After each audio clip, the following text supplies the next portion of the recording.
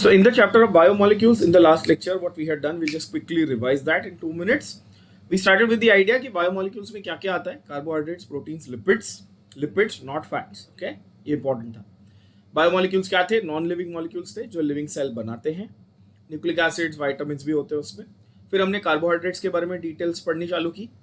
Carbohydrates में हमने glucose और fructose, these two are functional isomers. Very very important question with respect to theory and MCQ both.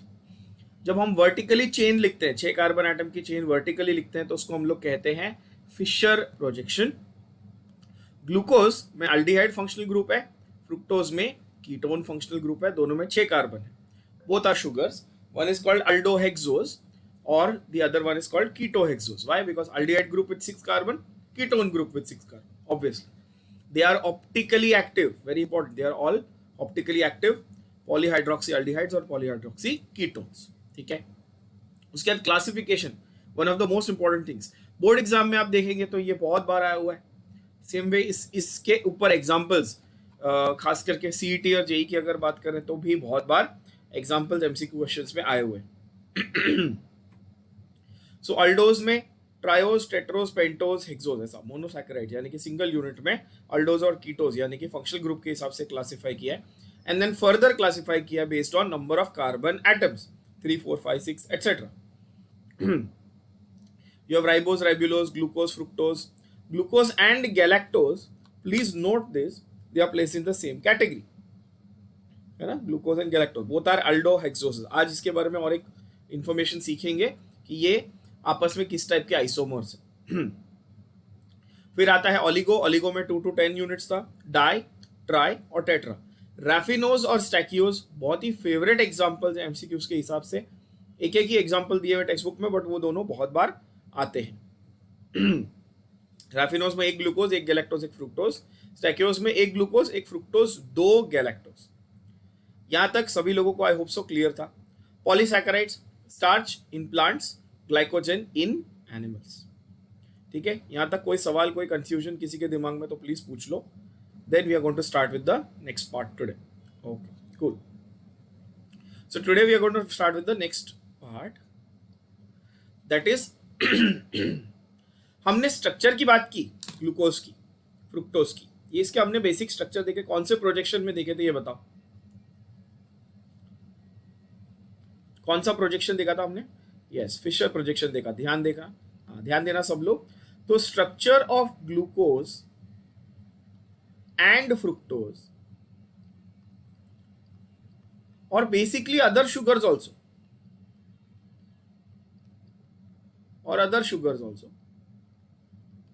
मतलब carbohydrates का structure can be written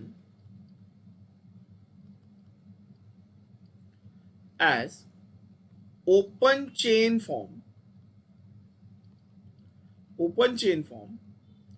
और cyclic form. 2 तरीके से लिख सकते हो. साइक्लिक मतलब क्लोज चेन होता है. यस, सबको मालूम है. तो ओपन चेन मतलब, व्हेन आई से cyclic, I am not saying aromatic, please note. I am not saying aromatic, I am saying close chain. Open chain, close chain. ठीक है. पर अब यहां पर हम लोग ओपन चेन वाले को ऑलरेडी बोल चुके हैं. ओपन चेन वाले को हम लोग ऑलरेडी बोल चुके हैं बच्चों, फिशर प्रोजेक्शन. क्या बोल चुके हैं? Fischer projection. तो जो साइक्लिक यानी कि क्लोज चेन वाला है, उसका भी नाम है, उसका नाम है, ध्यान से देखना, उसका नाम है Haworth projection. With please repeat with me. Cyclic वाले का नाम क्या है?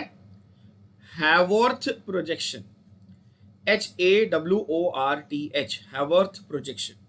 So now instead of saying open chain and cyclic, I will say Fisher and Haworth. Does it make sense?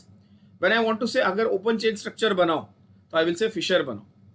When I want to say closed chain यानी कि cyclic form बनाओ, I will say Haworth बनाओ. पहली बात ये समझ लो, ध्यान में समझ में आ गई कि नहीं बताओ. ठीक है. आज हम लोग ट्रस्ट मी इतनी बहुत ज़्यादा इंपॉर्टेंट चीज़ों को कवर करने वाले हैं. और सो फिशर एंड हैवर्थ में हम लोग बहुत इंपॉर्टेंट क्या करने जा रहे हैं, ध्यान से देखना. ये कॉन्सेप्ट जरा थोड़ा बच्चों को कंफ्यूजिंग लगता है, अपने को एकदम क्लियर कर लेना है. What will do is we will talk about the different types of isomers that are seen under Fisher and Haworth. मतलब कि फिशर और हैवर्थ दोनों में आपको दोनों में एक अलग अलग टाइप के आइसोमेरिज्म देखने मिलेंगे, और उसके बारे में हमको डिटेल में बात करनी, थोड़ा उसके बारे में समझ लेते हैं क्या हो रहा है यहाँ पे। मैंने कहा था ऑप्टिकली एक्टिव होते कार्बोहाइड्रेट्स, बोलो हाँ कि ना, ये तो सबको मालूम है। और एचडीए चैप्टर में मैंने आपको पढ़ाया है, अगर आप तब नहीं थे, but I am sure, I hope you know this, कि इनैंशियोमर्स यानी कि ऑप्टिकल आइसोमर्स की दो वैरायटी कौन सी थी। बाकी बच्चों को तो मैंने पढ़ाया हुआ है ये एचडीए में। कौन से होते हैं दो टाइप ऑप्टिकल आइसोमर के? एक होता है डी फॉर्म, यानी कि डी फॉर्म क्या होता है? डेक्स्ट्रो, और दूसरा होता है एल फॉर्म यानी कि laevo. So you have dextro and laevo forms. Yes, जिन बच्चों को पता है अच्छी बात है, जिनको नहीं पता उनको अब पता चल गया कि इनैंशियोमर्स यानी कि ऑप्टिकल आइसोमर्स के दो फॉर्म्स होते हैं। कौन से फॉर्म्स होते हैं? एक डेक्स्ट्रो होता है, एक लीवो होता है। ठीक है, आई एम वेरी श्योर कि आप में से कुछ गधों ने तो पढ़ाई वैसा बुक खोल के नहीं पढ़ा होगा, तो वापस रिवाइज तो मैं कराऊंगा ही, कोई बात नहीं। ठीक है, तो यहां पर हम ये देखते हैं कि जब मैं फिशर प्रोजेक्शन की बात करूंगा तो आपके पास डी एंड एल फॉर्म्स होंगे। कैसे होंगे? D and L forms. अब इसमें बहुत ही इंपॉर्टेंट चीज नोट करना, ये मैंने एचडीए पढ़ाते वक्त बोली थी और दोबारा यहां पे रिपीट कर देता हूं। When I say dextro, do I write small D और capital D? Small D. When I say laevo, do I write small L और capital L? Small L. Dextro को मैं प्लस भी लिख सकता हूं, लीवो को मैं माइनस भी लिख सकता हूं। इन दोनों को अपन क्या बोलते थे बच्चों? इन दोनों को अपन बोलते थे इनैंशियोमर्स। क्या बोलते थे? बोलो मेरे साथ साथ, क्या बोलते थे? इनैंशियोमर्स या फिर ऑप्टिकल आइसोमर्स। इनैंशियोमर बोल सकते हो, नहीं तो ऑप्टिकल आइसोमर बोल सकते हो। ठीक है, ये चीज तो बेसिक है, बहुत बेसिक है। अब कंफ्यूजन कहां चालू होता है? ये चैप्टर लोगों को डिफिकल्ट क्यों लगता है मैं आपको बताता हूं। क्योंकि यहां पर मैंने बोला स्मॉल डी और स्मॉल एल, किसमें? डेक्स्ट्रो और लीवो में। और नोट करो कि यहां पे जब मैंने ये ग्लूकोज लिखा है, फिशर प्रोजेक्शन लिखा है, तो मैंने कैपिटल डी और कैपिटल एल वर्ड का इस्तेमाल किया। पहले ये बात समझ में आई कि नहीं? बोलो हाँ कि ना। ये दोनों अलग अलग चीजें हैं, बात समझो, है ना।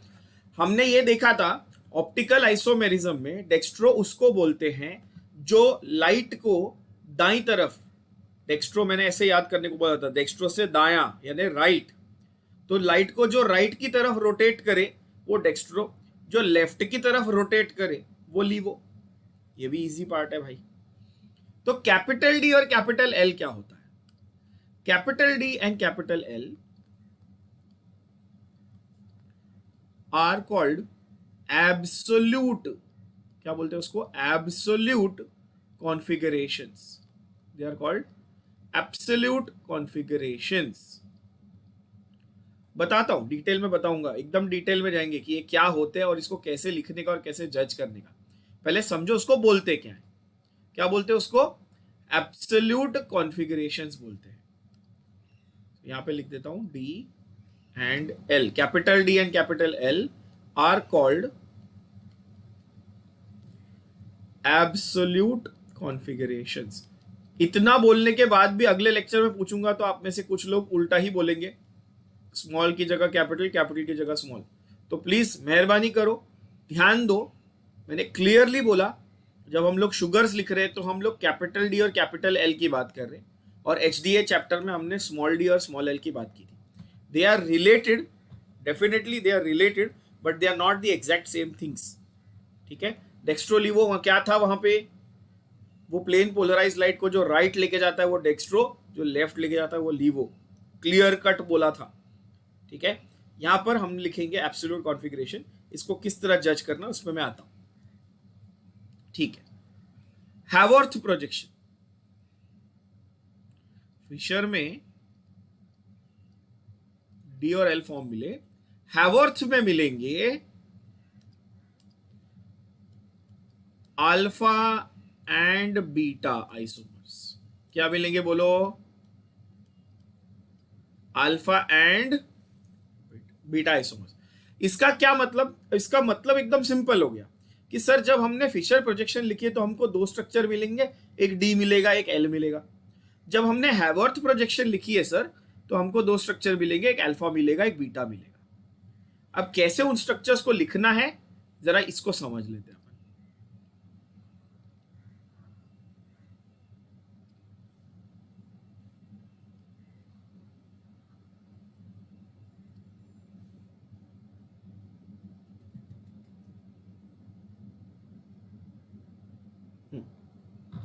कैसे उन स्ट्रक्चर्स को लिखना है, लेट्स ट्राई एंड अंडरस्टैंड। ये जो मैं स्टेटमेंट्स लिखने जा रहा हूँ ये बड़े इंपॉर्टेंट स्टेटमेंट्स हैं, इनके ऊपर पूरा फोकस चाहिए मुझे। और एक पॉइंट भी नहीं समझा तो पूछ लो, 10 बार पूछो चलेगा, पर समझ लो। D and L forms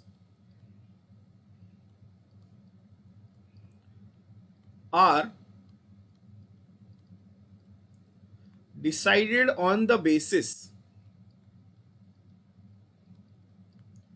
of position of OH group, position of OH group on the last chiral carbon, on the last chiral carbon, last chiral carbon. Now I'm very sure I have taught chiral carbon before, but many of you don't remember. Let me just still attempt. Dhruv, can you tell me what chiral carbon is?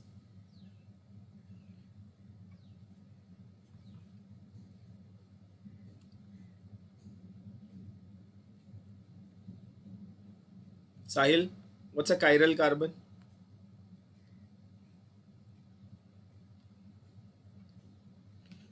मेरे को ना एक तो ना ध्रुव, आप question के return में question ही पूछते हो, आज तक यही हुआ है।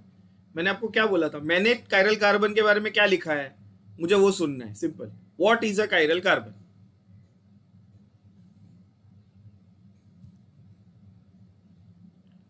बस सिंपल, हाँ इतना ही तो है। फिर स्ट्रक्चर वक्चर क्या, कहाँ जा रहे हो? ना ना ना, बस four different types of atoms और ग्रुप्स ऑफ एटम, सिंपल। ठीक है, इसको अपन और किस नाम से जानते हैं Sahil? We also call it with which other name? Chiral बोलते हैं और क्या बोलते हैं इसको? asymmetric carbon. Very good. Jonathan, how do you indicate asymmetric carbon? Is it indicated by what sign? There's a sign that we draw. Agam, any idea? By star mark. Yes, very good. By a star mark. ठीक है। ओम, अगर chiral carbon है तो compound optically active है कि inactive है?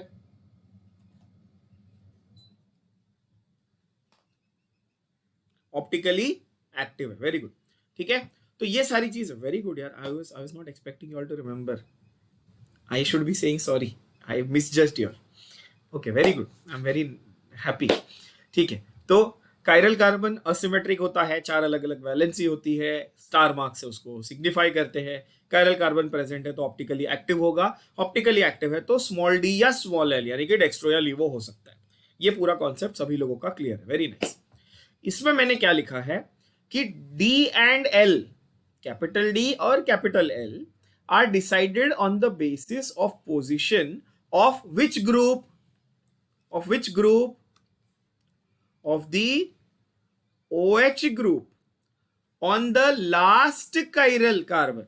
अब बोलोगे सर लास्ट कायरल कार्बन क्या होता है, तो ये समझ लेते हैं। मैंने वर्टिकली चेन लिखी, उसमें एक से ज्यादा कायरल कार्बन हो सकते हैं, अग्रीड। वर्टिकली अगर मैं चेन लिख रहा हूं तो ऐसा हो सकता है कि उसमें एक से ज्यादा कायरल कार्बन एटम हो। जैसे कि ग्लूकोज में कितने थे पिछली बार बनाए थे? ग्लूकोज में 4 कायरल होते हैं, है ना। तो उसमें से टॉप से अगर मैं गिनने लगूं, टॉप से अगर मैं गिनने लग जाऊं, और जो चौथा यानी कि आखिरी कायरल कार्बन है, चौथा यानी कि आखिरी कायरल कार्बन है, उस पे OH group on the right side, OH group on the right side will be D, and OH on the left side will be क्या form, tell me? L, simple. तो ये जरा अभी क्लियर हो जाएगा with this last diagram that I am going to draw for you. Now you will be able to जज very easily. आप बोलोगे सर ये तो आसान हो गया, 1 2 3 4 5 और 6, ये रहा ग्लूकोज, ये हमने पिछली बार भी बनाया था, अब ये याद हो जाना चाहिए। ग्लूकोज में CHO यानी कि एल्डिहाइड फंक्शनल ग्रुप, लास्ट में हमेशा CH2OH यानी कि ये प्राइमरी अल्कोहल ग्रुप, ठीक है। बाकी सब जगह ऑल्टरनेट, ऑल्टरनेट क्या था? HOH HOH HOH, है ना। तो OH H H OH OH H H OH, correct. ये बात सबको समझ में आ गई, आई होप सो, है ना। तो यहां पर नोट करेंगे बच्चों, मैंने अभी बोला कि स्टार मार्क से कायरल कार्बन दिखाते हैं। ये वाला जो है सेकंड कायरल है, ये वाला कायरल है, ये वाला कायरल है, ये वाला कायरल है। तो अगर मैं नंबरिंग करके दूं आपको, नंबरिंग जैसे 1 2 3 4 5 6, मुझे कोई बता सकता है मैंने इसको नंबर 1 क्यों दिया पहले वाले को? क्योंकि उस पे फंक्शनल ग्रुप है, कौन सा? अल्डिहाइड है, वो टर्मिनल ग्रुप है ना। अल्डिहाइड कैसा होता है? टर्मिनल ग्रुप होता है, तो उसको नंबर 1 मिलेगा बाय डिफॉल्ट। तो अब मुझे बताओ, ध्यान से सवाल को सुनना और मुझे जवाब देना, इसमें लास्ट कायरल कौन से नंबर वाला है? 5th वाला। Very good, everybody agrees. Last chiral carbon कौन सा बात बच्चों? 5th वाला। अच्छा, ये ग्लूकोज है, ये सब लोग अग्री करते हैं। ये गैलेक्टोज भी तो हो सकता है, अल्डो है, अल्डो एक्सस तो वो भी है। चलो लेकिन ठीक है, आप समझो, मान लो ग्लूकोज है। तो ये डी ग्लूकोज है कि एल ग्लूकोज है?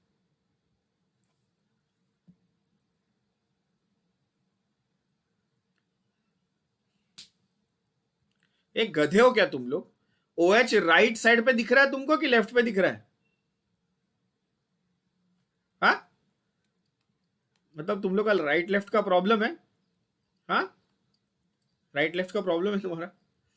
डी ग्लूकोज, वो कौन सी पिक्चर थी घटिया, हाउसफुल, उसमें था ना सर मेरा राइट लेफ्ट का प्रॉब्लम है।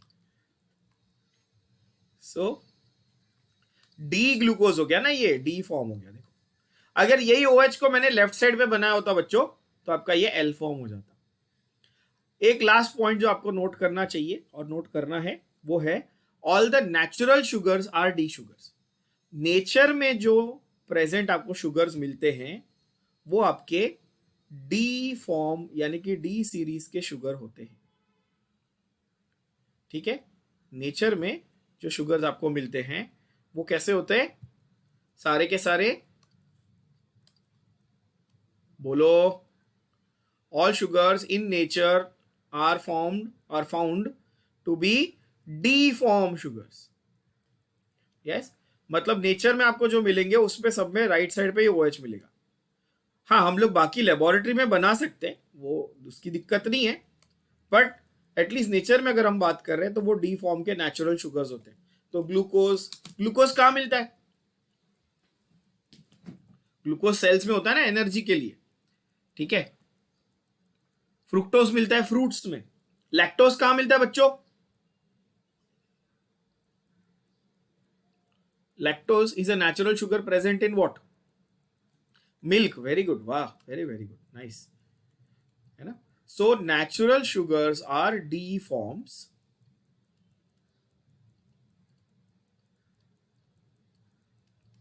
Capital D. अगेन यहां पर गधों जैसा स्मॉल डी मत लिख के आना। I hope this is completely clear सबको कि DNL आइसोमर कैसे जज करने का। सबको समझ में आ गया? बोलो हाँ कि ना। Okay, very good. अभी हैवर्थ प्रोजेक्शन में अल्फा बीटा है, तो पहले मुझे आपको यह समझाना पड़ेगा कि हैवर्थ प्रोजेक्शन लिखना कैसे, बरोबर है? तो पहले अपन ये समझते हैं कि हैवर्थ प्रोजेक्शन एक्चुअली लिखना कैसे। ध्यान देना क्या फंडा है इसका, just let's try to understand this. How to write Haworth projection.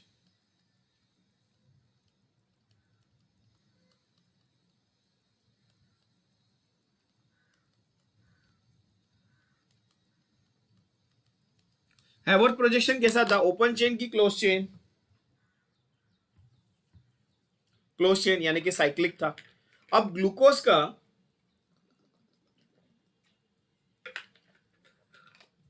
Cyclic form कैसे लिखना है, let's try and understand this. Okay, मतलब मुझे ओपन चेन को क्लोज चेन में कन्वर्ट करना है, तो टेक्निकली मुझे ये करना है।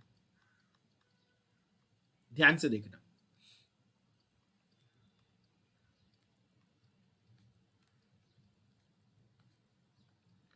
मुझे इस ओपन चेन फॉर्म को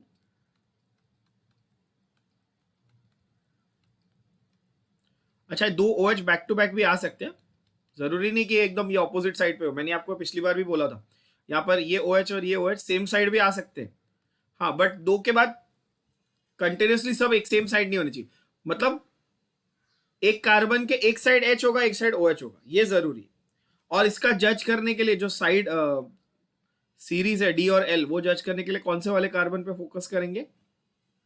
लास्ट कायरल कार्बन, है ना? ये भूलना नहीं, ये भूलना नहीं, बिल्कुल भूलना नहीं, बहुत इंपॉर्टेंट चीज है।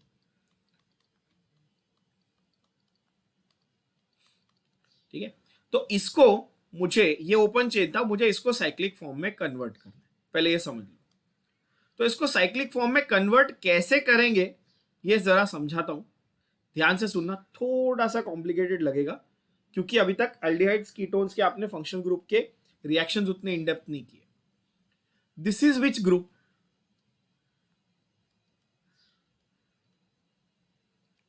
This is aldehyde. Here, this green one, this is which group? This is alcohol. When aldehyde reacts with alcohol, it forms a functional group called as hemiacetal. अब वो क्या है अभी मैं उसमें डिटेल में नहीं जाऊंगा, वो अपन एल्डिहाइड कीटोन चैप्टर में डिटेल में करेंगे। फिलहाल के लिए सिर्फ याद रखो कि एल्डिहाइड जब अल्कोहल के साथ रिएक्ट करता है तो वो हेमिएसिटाल नाम का एक ग्रुप बनाता है। वहां पर होता क्या है, बहुत सिंपल चीज होती है, देखो ध्यान से। इस अल्कोहल का H जो है वो जाके इसके O को अटैक करेगा। क्या करेगा? इसका H जो है वो इसके O को अटैक करेगा, और स्ट्रक्चर कुछ इस तरह का मिलेगा बच्चों आपको। COH H, जो डबल बॉन्ड था वो अब सिंगल बॉन्ड में कन्वर्ट हो गया। बात समझ रहे हो?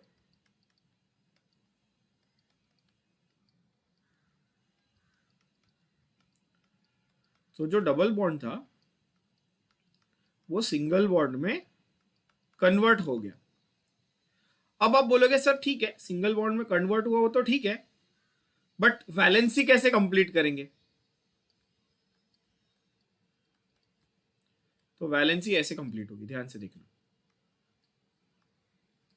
ये जो ऑक्सीजन बचा था ना यहां पे, ये क्या करेगा? COC बॉन्ड बनाएगा। ध्यान से देखना, COC बॉन्ड। तो अब चेक करो, इसकी वैलेंसी कंप्लीट हो गई।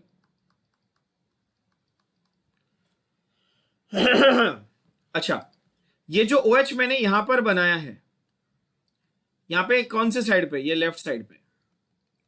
ये राइट पे भी हो सकता था, ये यहां पे भी हो सकता था, कोई प्रॉब्लम नहीं। राइट पे भी हो सकता था, लेफ्ट पे भी हो सकता था। और यही डिसाइडिंग फैक्टर है किसके लिए? हैवर्थ प्रोजेक्शन में अल्फा बीटा के लिए ये डिसाइडिंग फैक्टर है। बट पहले मैं आपको ये समझा रहा हूं हैवर्थ प्रोजेक्शन लिखना कैसे। कैसे लिखना है? By reaction of functional group present on carbon number 1 and hydroxyl group यानी कि OH group present on carbon number 5।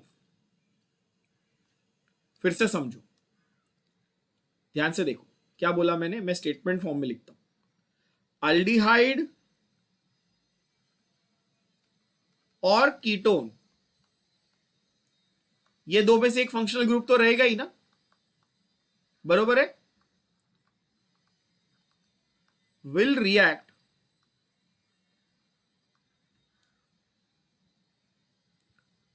with OH group present on fifth carbon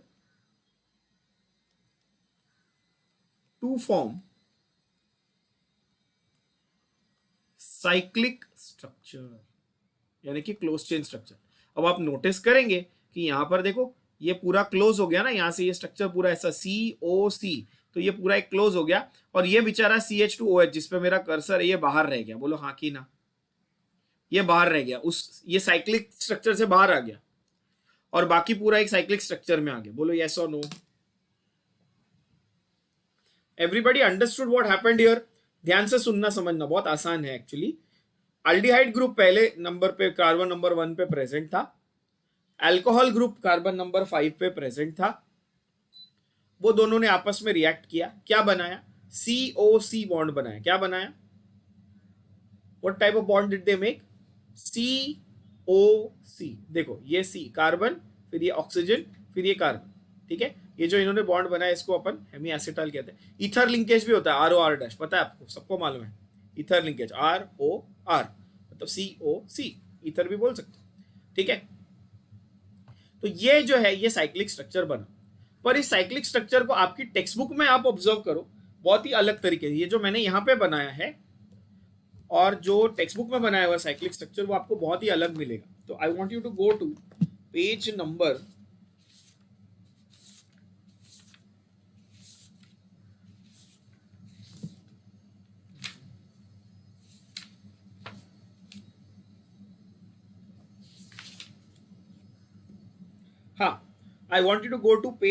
304 of your textbook। 304, page number 304।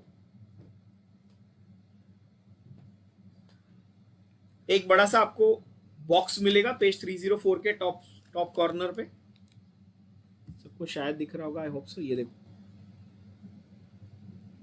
ऐसा एक box मिलेगा, सबको मिला? ध्यान से उसको देखना, बहुत कॉम्प्लेक्स लगेगा, देख के ऐसा लगेगा सर क्या ही हो रहा है, समझ में नहीं आ रहा, ठीक है। अब मैं आपको लिए वो सिंप्लीफाई कर देता हूँ, बहुत इजी हो जाएगा।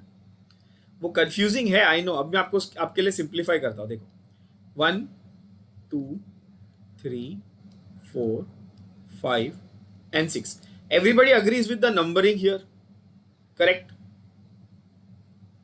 1 2 3 4 5 6। अब ध्यान से इस स्ट्रक्चर को देखना। अब मैं आपके लिए स्ट्रक्चर को यहाँ पर सिंपल तरीके से ड्रॉ कर रहा हूँ, आपको वो डायग्राम बहुत चिंदी लगेगा, आपको लगा अरे हाँ ये तो बहुत इजी था, ठीक है। आई विल जस्ट, मैं छोटा कर दे रहा हूँ पेपर को ताकि आपको समझ में आए। सिर्फ ध्यान से देखना, मुझे ये बताओ carbon number 1, please observe very closely. Carbon number 1 and carbon number 5 are joined together by O, yes or no?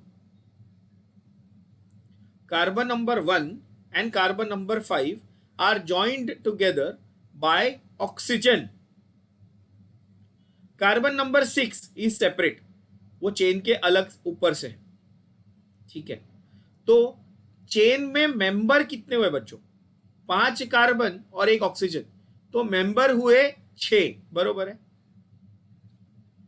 अब ध्यान से देखना, carbon oxygen carbon carbon carbon carbon, 6 member हुए, बोलो यस और नो।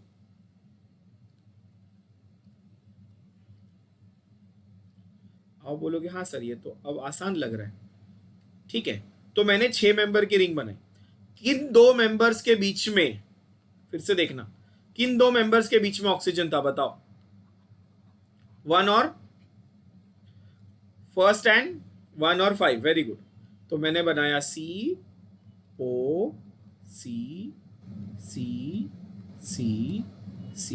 और ये 1 और 5, तो मैंने यहां पे नंबरिंग कर दी। I will call this C1,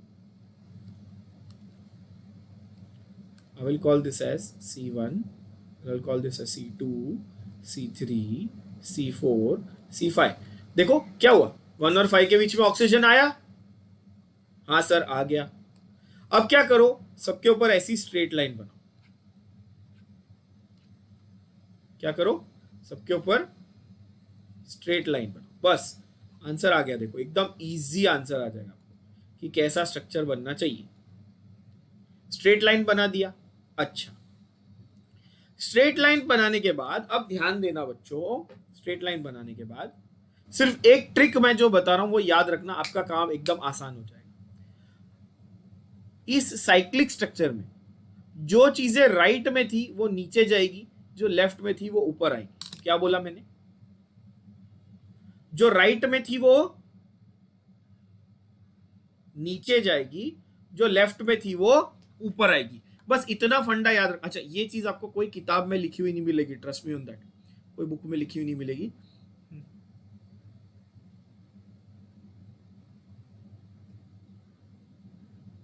हाँ, फर्स्ट और फिफ्थ को कनेक्ट किया, करेक्ट, फर्स्ट और फिफ्थ को कनेक्ट किया। अब इसमें दो फंडे याद रखना, ये दो फंडे आपको हेल्प करेंगे हैवर्थ प्रोजेक्शन को लिखने में। As I said, these statements you will not find written in any of the books, but it will help you to draw the structure. क्या बोला मैंने? पहला स्टेटमेंट बोला, जो राइट में है वो नीचे जाएगा, जो लेफ्ट में है वो ऊपर आएगा, पहली बात। और दूसरा और सबसे important statement, sixth carbon atom, कौन सा? सिक्स्थ कार्बन एटम हमेशा ऊपर ही आएगा। सिक्स्थ वाला हमेशा ऊपर ही जाएगा, सिक्स ऊपर। ठीक है, अब जज करते हैं, अब जज करते हैं। पहला कार्बन नंबर 1 चेक करो, कार्बन नंबर 1 को ऑब्जर्व करो। OH इसके लेफ्ट साइड पे कि राइट साइड पे? OH इसके लेफ्ट साइड पे, तो नीचे जाएगा कि ऊपर आएगा?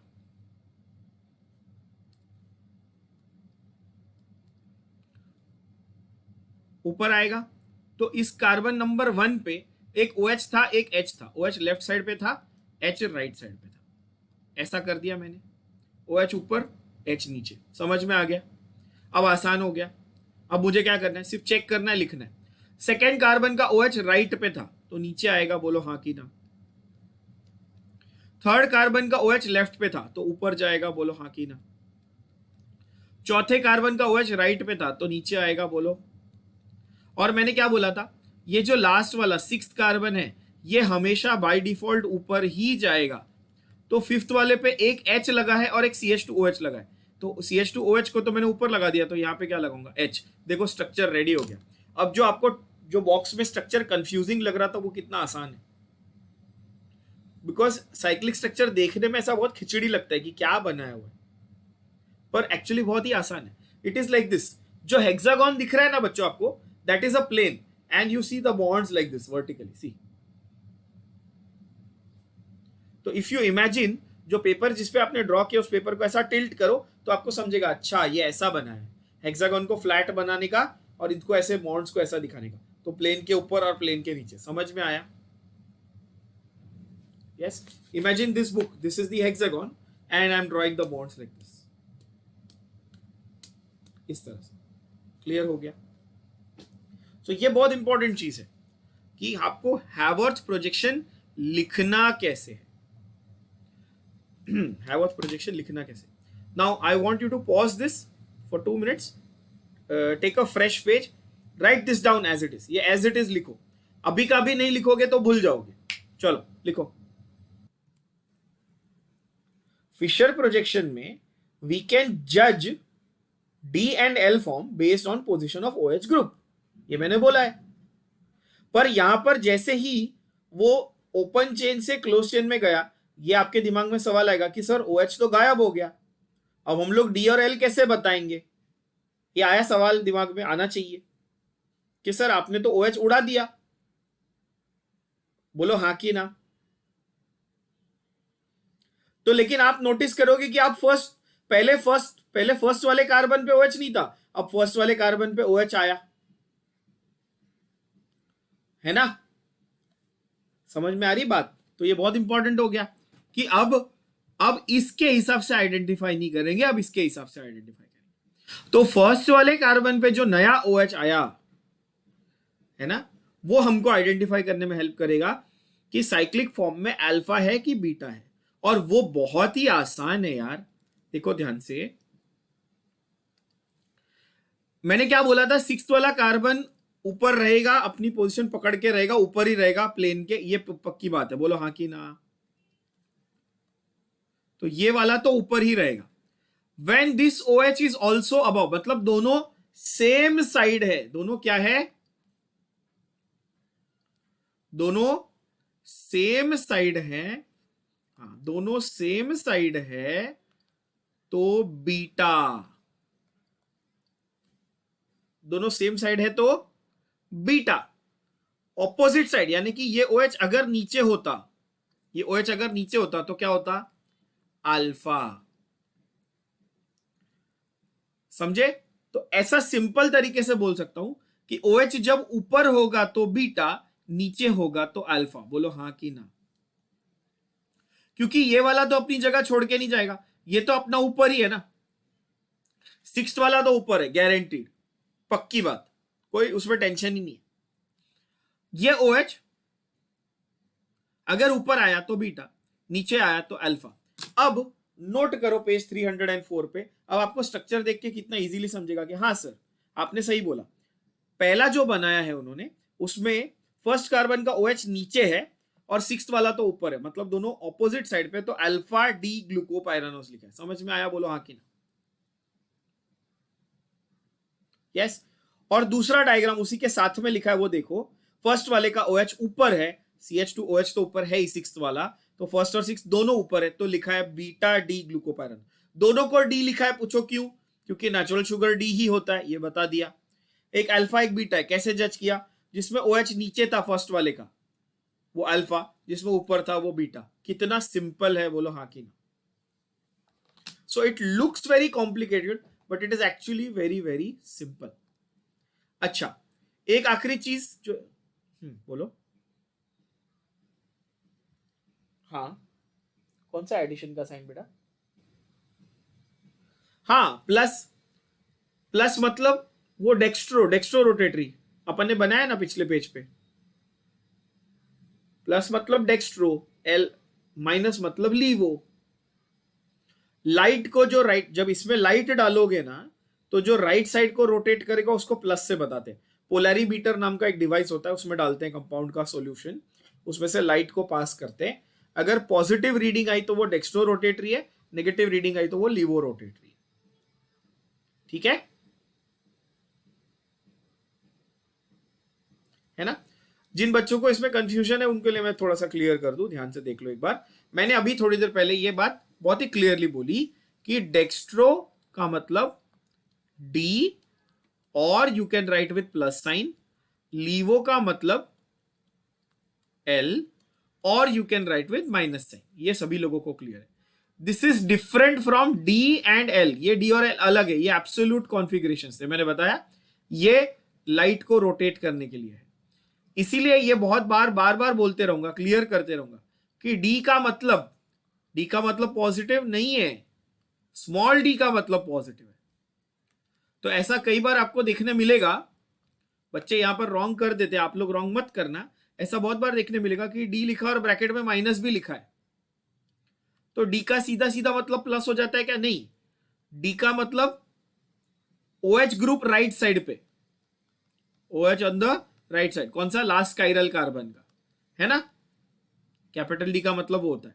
और प्लस और माइनस का मतलब डेक्स्ट्रो या लीवो हो सकता है।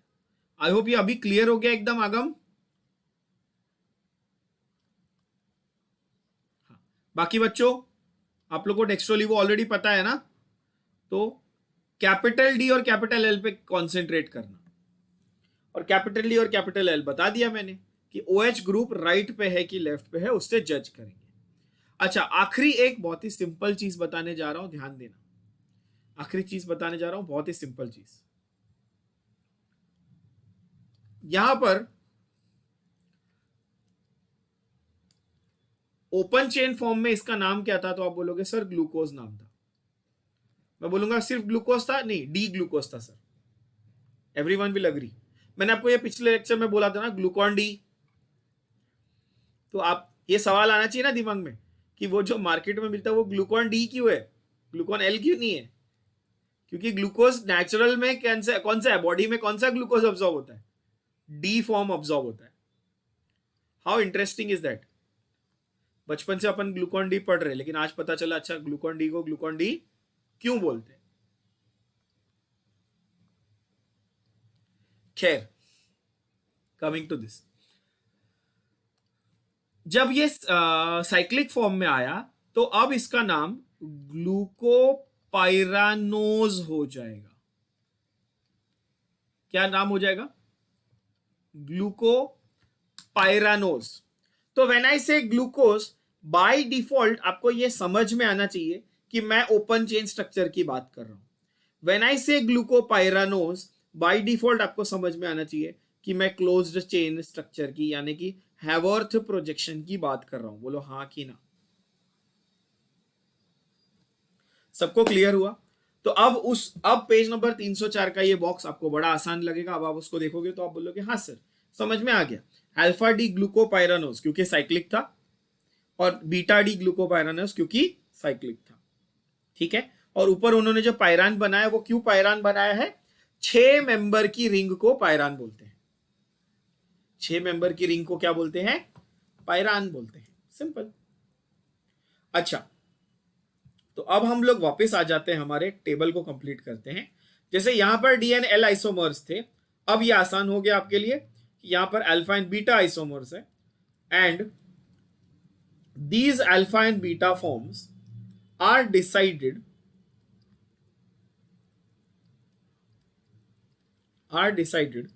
on the basis of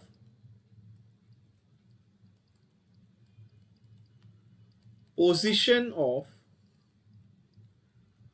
OH group on anomeric carbon. आप बोलोगे अब ये क्या नया लेके आ गए सर? अभी तक सब समझ रहा था, अब नया लेके आया आप एनोमेरिक कार्बन। तो एनोमेरिक कार्बन कुछ नया नहीं है बच्चों। एनोमेरिक कार्बन ये जिसपे पहले फंक्शनल ग्रुप था जो बाद में नहीं है, उसको क्या बोलते? एनोमेरिक कार्बन बोलते। क्या बोलते? Anomeric carbon.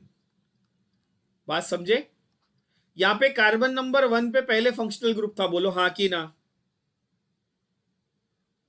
तो वो चला गया, अब यहां पर नहीं, अब एल्डिहाइड नहीं है यहां पे।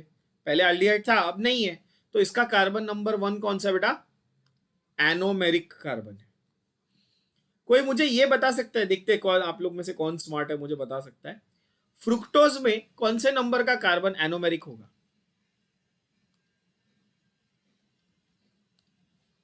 Very good. On what basis are you saying that?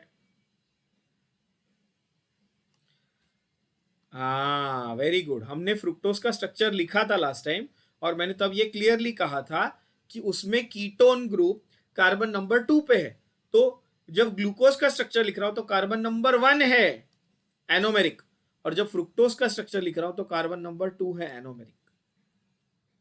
Simple.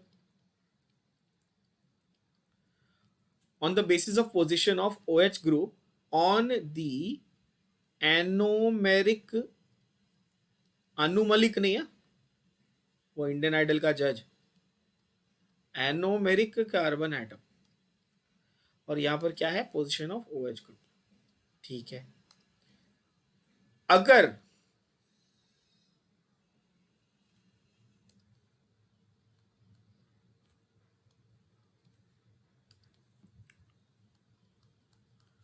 OH is below, then it is alpha form. OH is above, it is beta form.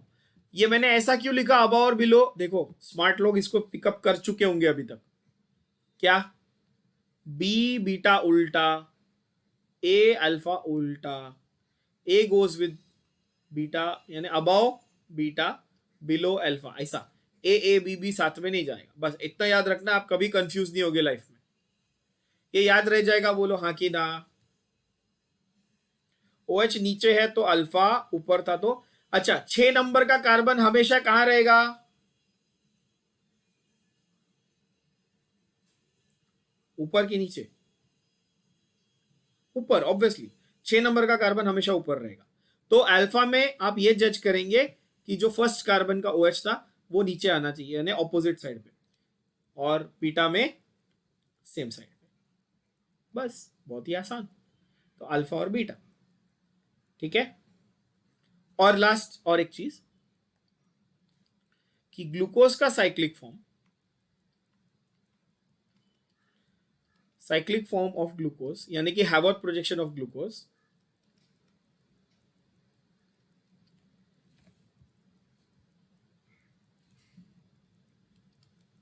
is called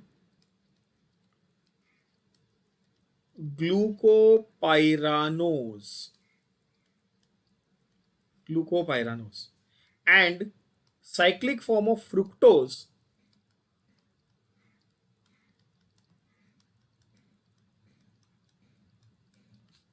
is called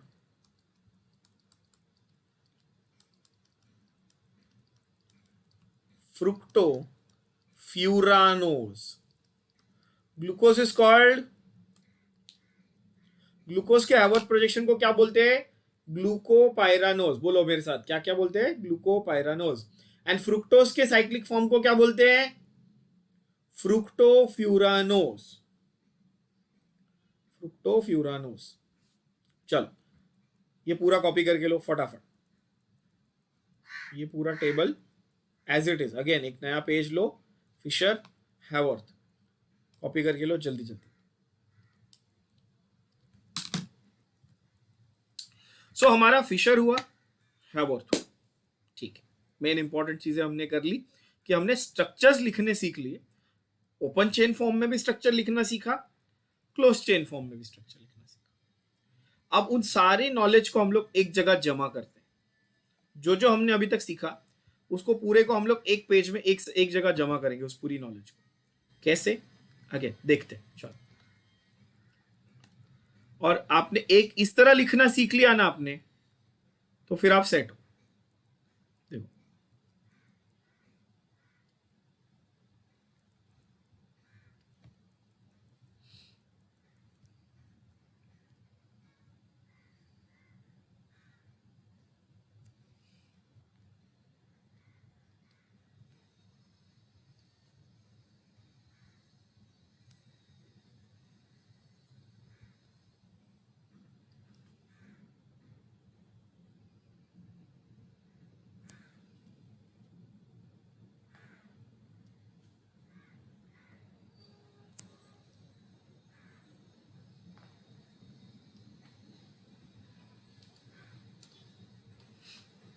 okay.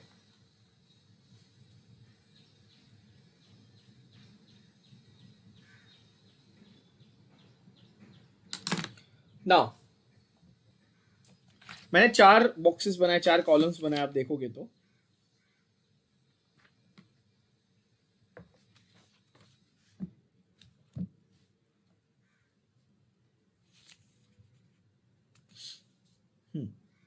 on page 302 of your textbook, on page 302 of your textbook, सबको मिला page number 302।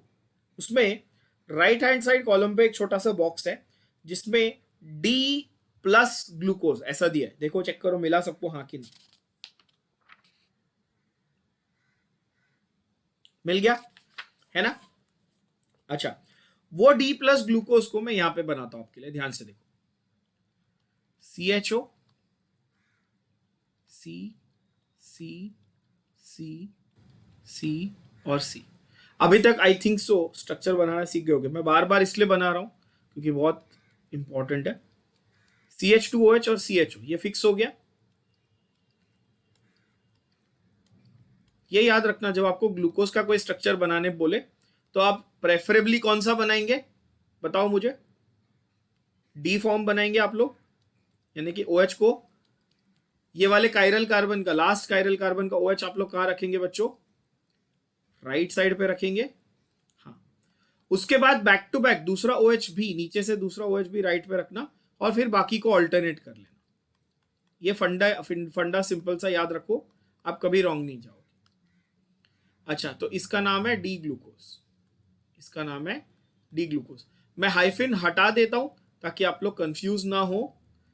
नहीं तो बच्चे confuse हो जाते हैं hyphen की वजह से, वो माइनस साइन समझने लगते हैं हाइफिन को। आप हाइफिन को माइनस साइन मत समझ लेना, वहां पर उन्होंने मस्त अच्छा सा राउंड ब्रैकेट करके प्लस और माइनस साइन दिया है, नोटिस करना इस चीज को, ठीक है ना।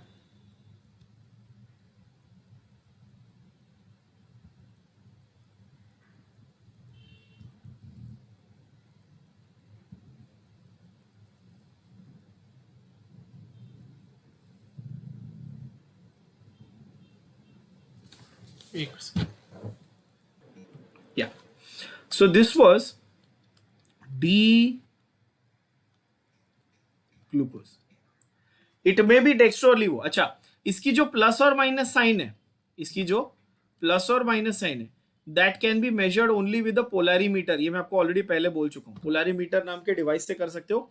आप स्ट्रक्चर देखकर नहीं बता सकते हो प्लस और माइनस, आप स्ट्रक्चर देखकर कैपिटल डी या स्मॉल डी बता सकते हो। क्या बता सकते हो? कैपिटल डी या स्मॉल डी बता सकते हो। So what I want you all to do is make these 4 columns in your notebook on a page. Take one full page, make these 4 columns. D यहां पर बनाया है, आप क्या ड्रॉ करोगे?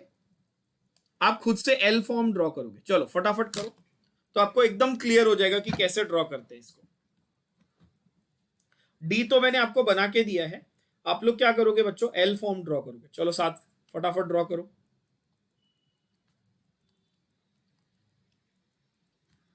और अगर नहीं समझ आया तो पूछो।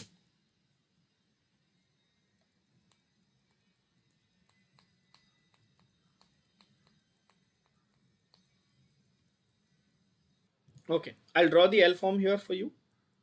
So those of you who have got it, very good. Those of you who haven't got it, you can refer and check where you're going wrong. CH2OH fix है, ठीक है। एल फॉर्म कैसे डिसाइड होगा? सो आप बोलोगे sir L form यहां से decide होगा, ये रहा OH।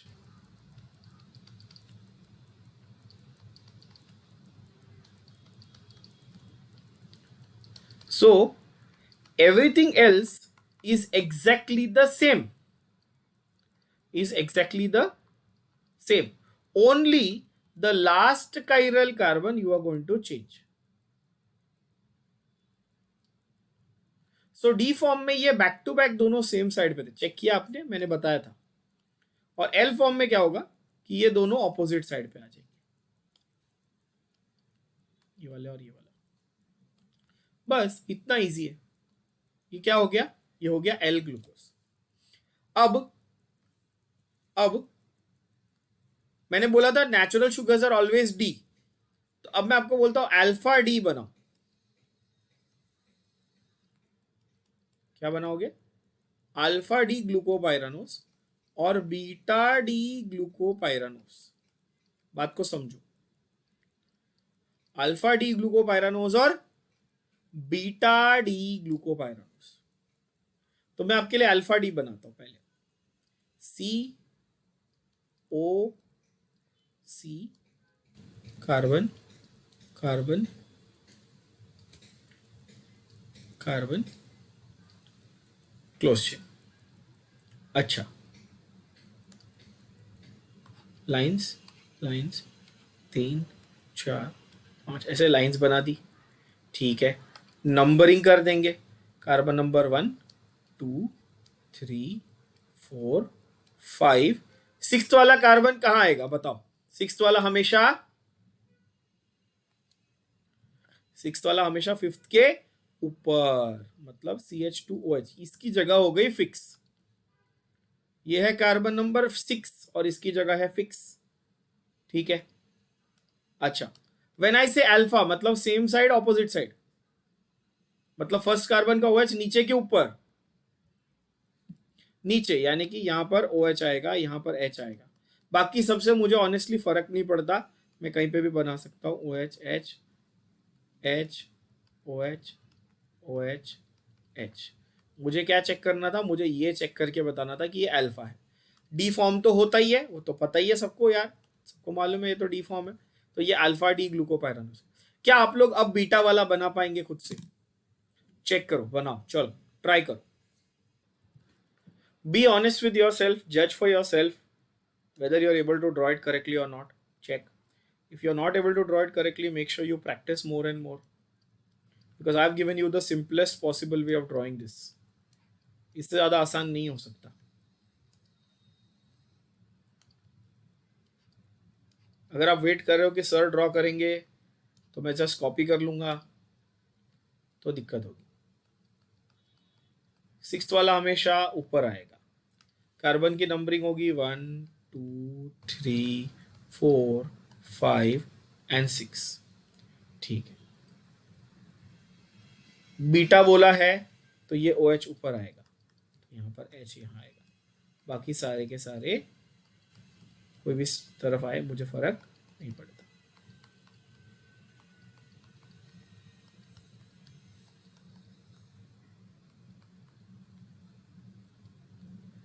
सबको समझ में आ गया ये बीटा और अल्फा कैसे बना. कार्बन नंबर 1 को हमने क्या बोला था, क्या नाम दिया था खास, जिस पे पहले फंक्शनल ग्रुप था अब नहीं है. We called it the,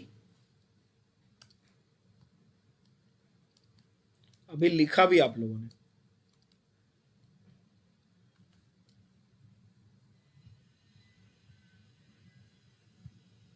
You called it the anomeric carbon. So here comes another important MCQ point. Alpha and beta isomers are also known as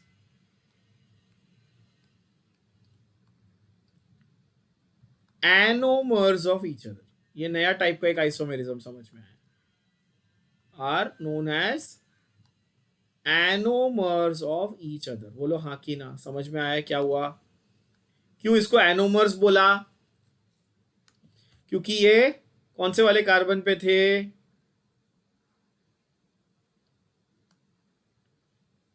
किस पे थे भाई, ये एनोमेरिक कार्बन पे थे ना, तो इसीलिए अल्फा और बीटा को हम लोगों ने बोला एनोमर्स. और DNL तो हमको पता ही है, वो तो आइसोमर्स एक दूसरे के. कौन से टाइप के आइसोमर्स है, DNL फॉर्म्स are called, they are optical isomers, क्योंकि DNL उनकी एब्सोल्यूट कॉन्फ़िगरेशन थी. बट ये इंपॉर्टेंट है MCQ पॉइंट ऑफ व्यू से. अल्फा और beta are called anomers of each other because they are on anomeric carbon. तो आई होप अब एकदम से क्लैरिटी आ गई होगी ग्लूकोज के स्ट्रेट चेन स्ट्रक्चर में और साइक्लिक स्ट्रक्चर में. बोलो हाँ कि ना. Yes, okay, cool cool cool. ठीक है, अब हम लोग जाते हैं ऑर्गेनिक केमिस्ट्री की जो actual chemical reactions, methods of preparation है ना, रिएक्शंस, उसके ऊपर. तो ग्लूकोज हमारा मेन मोनोसैकेराइड है, ये तो हमने अभी एस्टेब्लिश कर लिया कि हमारा काफी सारा फोकस रहेगा ग्लूकोज के ऊपर. ना गो टू पेज नंबर 299. हमने टेबल कर लिया था कार्बोहाइड्रेट्स का. अब हम लोग बात करते हैं ग्लूकोज के प्रेपरेशन की. ग्लूकोज का प्रेपरेशन. अच्छा, और एक चीज, लिस्ट ऑफ शुगर्स, ये अगेन जस्ट फैक्चुअल है, आप याद रख लेना. List of sugars before I go to sucrose. नहीं तो आधे बच्चे पूछते सर सुक्रोज क्या है. Sucrose is cane sugar. What is it? Cane sugar, also called table sugar, also called common sugar, normal शक्कर, है ना. obtained from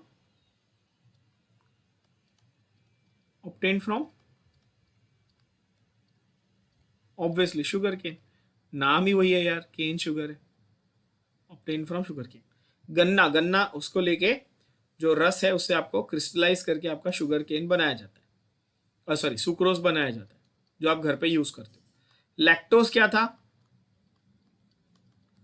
मिल्क शुगर था. ये भी लिखते जाओ चलो फटाफट बच्चों. लैक्टोज है मिल्क शुगर. माल्टोज है ग्रेन शुगर. ग्रेन यानी कि माल्ट शुगर भी बोलते हैं, है ना। किस में मिलता है ये?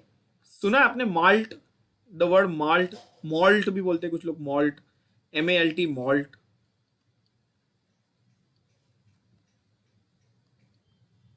नहीं, अल्कोहल में होता है ना, विस्की वगैरह में आप देखोगे तभी, मतलब मैं ये नहीं बोल रहा आप जाके पियो, बट कभी देखने या सुनने मिले तो डबल मॉल्ट, सिंगल मॉल्ट, है ना। अल्कोहल प्रोडक्शन में ये काम आता है, used in alcohol production. Beer is made from grain, if you don't know, you should know this, ठीक है। जो कंज्यूमेबल अल्कोहल बनता है ना, वो इससे मॉल्ट, माल्टोज शुगर यूज करके बनाया जा सकता है। जरूरी नहीं कि सिर्फ माल्टोज से बने, फ्रूट शुगर से भी बनता है, ग्रेप्स से भी बनता है ना, ग्रेप से वाइन बनती है, विनयार्ड्स तो सबको मालूम ही होगा। तो फ्रुक्टोज जो है वो हमारा फ्रूट शुगर होता है। ये नेचुरली प्रेजेंट होते हैं, फ्रूट शुगर्स, मिल्क शुगर, ये सब है ना, नेचुरली प्रेजेंट होते हैं, ठीक है। लैक्टोज, माल्टोज, सुक्रोज और ग्लूकोज तो आपको पता ही है, फ्रुक्टोज पता ही है, क्या मेन वाले सारे मैंने लिखवा दिए, ठीक है, जो आपको एकदम एकदम आने ही चाहिए वाले, ठीक है। और एक है ribose. Ribose is present in the cell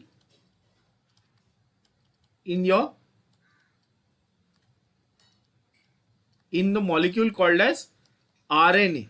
Ribose is present in RNA and deoxyribose, यानी राइबोस एक ऑक्सीजन कम वाला, इट इज प्रेजेंट इन, किस में होता है?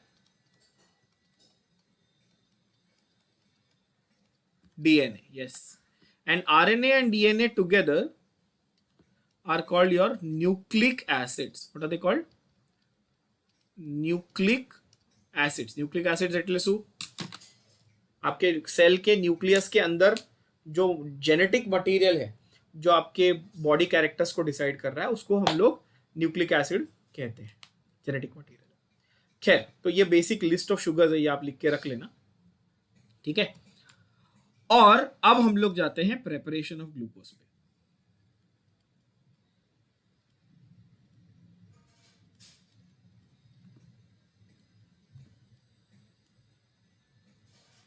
तो प्रेपरेशन ऑफ ग्लूकोज को we are going to study under two simple headings,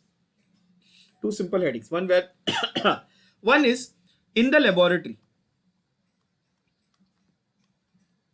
one is in the lab,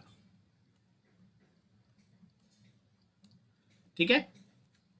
So laboratory preparation of glucose is by using sucrose. Sucrose क्या था, monosaccharide के disaccharide, ये बताओ। डाइसैकेराइड। क्या क्या था सुक्रोज के अंदर?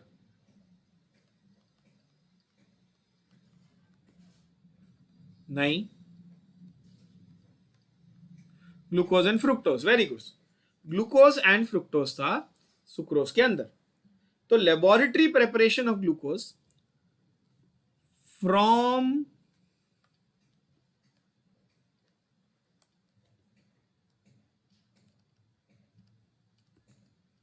तो इस स्टेटमेंट से ही आप रिएक्शन लिख लोगे, आप बोलोगे सर क्या मजाक कर रहे हो, इतना इजी चीज पूछ रहे हो यार। क्या स्टेटमेंट से ही पता चल गया ना। C12H22O11 ये सुक्रोज था, इसमें वाटर मॉलिक्यूल ऐड किया एसिडिक कंडीशंस में, तो एक ग्लूकोज बना और एक फ्रुक्टोज बना, बस एकदम इजी है यार। प्रॉब्लम क्या है, क्या प्रेपरेशन करना था, किस चीज का प्रेपरेशन करना था? सर ग्लूकोज बनाना था। साइड बाय प्रोडक्ट क्या मिला? सर फ्रुक्टोज तो चाहिए नहीं था, फिर भी मिल गया। हाँ, फ्रुक्टोज नहीं चाहिए था, फिर भी मिल गया सर, है ना। तो देखो, एक काम करते हैं, इसको और एक अच्छी तरीके से लिखते हैं। इसको लिखते हैं बाय हाइड्रोलिसिस ऑफ सुक्रोज। क्यों हाइड्रोलिसिस बोला? हाइड्रो मतलब वाटर ना, वाटर ऐड कर रहे हैं यार, ऑब्वियसली। अच्छा, यहां पर वाटर ऐड कर रहे हो तो ठीक है, बट मीडियम बहुत ही इंपॉर्टेंट है। Medium has to be acidic here. यहाँ पे H+ यानी कि एसिडिक मीडियम में ये रिएक्शन होगा, पहली बात, ठीक है, एसिडिक मीडियम में होगा। सेकेंड चीज, दो इसमें इंपॉर्टेंट पॉइंट्स हैं, ध्यान से देखना। दो इंपॉर्टेंट पॉइंट्स क्या क्या है, नोट करके रखेंगे अपन ऐसा।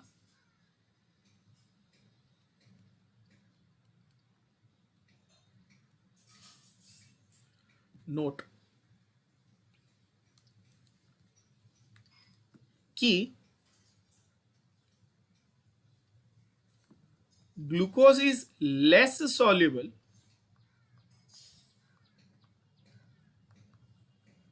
Then fructose. तो इससे क्या फायदा होगा कि फ्रुक्टोज डिसॉल्व हो जाएगा और ग्लूकोज क्रिस्टलाइज हो जाएगा। बोलो हाँ कि ना, है ना? तो सेपरेट करने में आसानी हो जाएगी। Hence fructose dissolves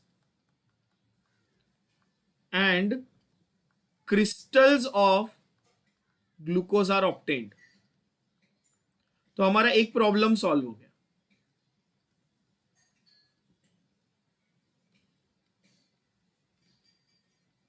that is problem number 1 is solve. कैसा कि जो सेपरेशन करना था वो। दूसरा कि भाई सेपरेशन करना है तो उसके लिए कोई एक मीडियम डालना पड़ेगा। तो this is achieved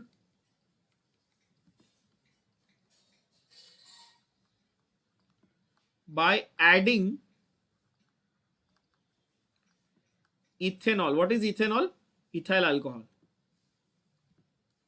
to the mixture. इस मिक्सचर में इथेनॉल ऐड करोगे तो ग्लूकोज जो है वो क्रिस्टल फॉर्म में ऑब्टेन हो जाएगा। छोटा सा नोट है, रिएक्शन बड़ा सिंपल है। चलो लिख के रखो जल्दी जल्दी रिएक्शन, चलो लिख लो। The next thing, now glucose में आपको सिर्फ दो रिएक्शन याद रखने पे, मेथड ऑफ प्रिपरेशन सिर्फ दो। पहला था लेबोरेटरी, दूसरा कॉमन सेंस है। क्या होगा? लार्ज स्केल यानी कि कमर्शियल, इंडस्ट्रियल। पहला था लैब। अब लैब में प्रॉब्लम क्या आ रही थी कि 1 मोल सुक्रोज लिया तो सिर्फ 1 मोल ग्लूकोज मिल रहा था, फ्रुक्टोज तो हमारे लिए बाय प्रोडक्ट था। अब क्या करना है? लार्ज स्केल, या आप बोल सकते हो कमर्शियल बोल सकते हो, या आप इंडस्ट्रियल भी बोल सकते हो, मेथड ऑफ प्रिपरेशन, है ना? इसमें क्या करेंगे? इसमें करेंगे बाय हाइड्रोलिसिस ऑफ स्टार्च। वहां पे किया था हाइड्रोलिसिस ऑफ सुक्रोज, यहां पर करेंगे हाइड्रोलिसिस ऑफ स्टार्च। रिएक्शन बहुत ही आसान है। स्टार्च क्या था? C6H10O5 n टाइम्स था। क्या था? C6H10O5 n टाइम्स था। इसमें n मॉलिक्यूल्स H2O डालेंगे। अब बोलोगे सर ये कैसे है, ये क्या आएगा? आ गया। तो स्टार्च बनता ही है पर मॉलिक्यूल ग्लूकोज से एक H2O निकालने से, ये अपने को मालूम, ठीक है? तो बस n मॉलिक्यूल्स, n यूनिट्स थे स्टार्च के, तो n मॉलिक्यूल वाटर के चाहिए। कॉमन सेंस की बात हो गई है। तो और मैंने कहा कि एरो पे हमेशा क्या चाहिए? यहाँ पे एसिडिक मीडियम चाहिए, क्योंकि यहाँ पे हाइड्रोलिसिस होगा एसिडिक मीडियम में 393 केल्विन पे। कितने टेम्परेचर पे होगा? 393 केल्विन पे और 2 to 3 एटमॉस्फेयर प्रेशर पे। प्रोडक्ट बहुत ही सिंपल है, आपको सीधा सीधा मिल जाएंगे n मोल्स ऑफ ग्लूकोज। तो फायदा क्या हुआ कि इसमें लार्ज स्केल प्रोडक्शन हुआ। बोलो हाँ कि ना? क्या हुआ यहाँ पे? लार्ज स्केल प्रोडक्शन, क्योंकि n मॉलिक्यूल्स, बहुत बड़ा नंबर मिला अपने को ग्लूकोज का। चलो ये भी कॉपी करके लो फटाफट। Okay, so today we covered a very important part of what are anomers, that is alpha beta forms. What is the Fisher projection? Mein there are two forms of D and L, that is the capital D and capital L form. Those are absolute configurations. Then we did all the structures, how to write the straight, open chain, cyclic, है ना? All the projections, alpha beta कैसे judge करना है, everything we saw. Anomeric carbon क्या होता है वो देखा हमने। और लास्ट में सिंपल चीज, ग्लूकोज का method of preparation, 2 method of preparation था, एक लेबोरेटरी में, एक इंडस्ट्रियल लेवल। ठीक है, यहां तक आई होप सभी लोगों को सब कुछ क्लियर है। कोई डाउट्स है तो प्लीज मुझे पूछ लो। नेक्स्ट लेक्चर में अपन रिएक्शंस ऑफ ग्लूकोज को करने वाले हैं। ओके